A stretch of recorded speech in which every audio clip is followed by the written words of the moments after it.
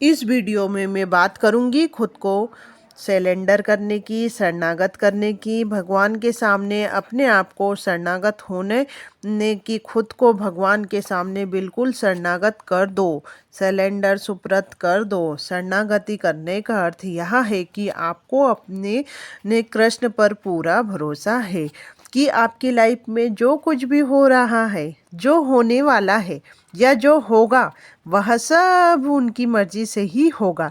ये सब उनकी मर्जी से ही हो रहा है। आपकी लाइफ में कोई भी प्रॉब्लम नहीं है। आपकी लाइफ में सब कुछ ठीक है। सब कुछ बहुत ही अच्छा हो रहा है। ना कोई शंका, ना कोई प्रश्न, ना।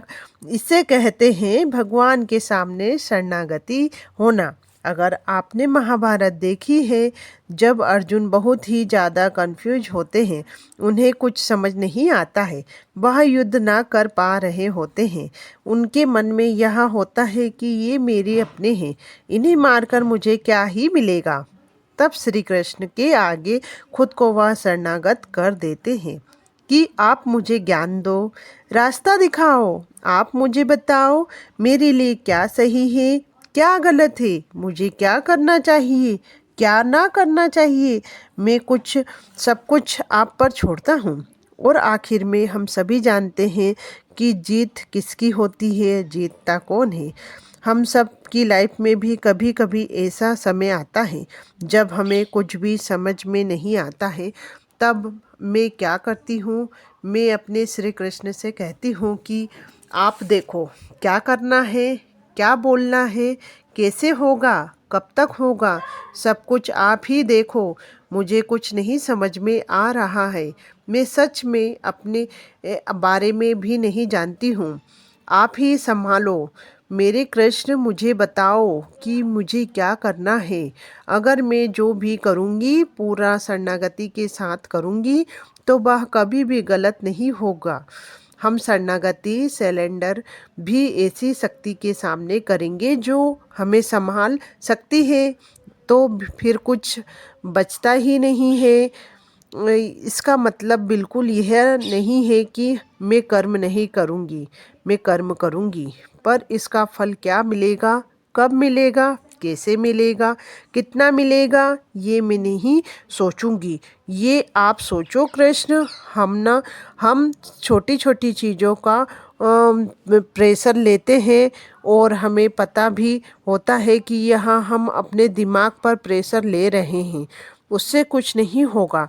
इससे हमारी समस्या का समाधान नहीं निकलेगा।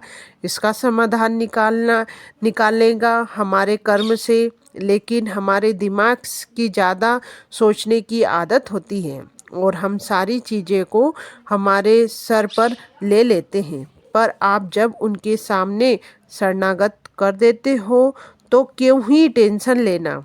आपने आप ही यही बोलते रहो कि मेरा हर कर्म सही है और जब तक मेरे श्री कृष्ण मेरे साथ है तो मेरे साथ सब कुछ गलत नहीं होने देंगे।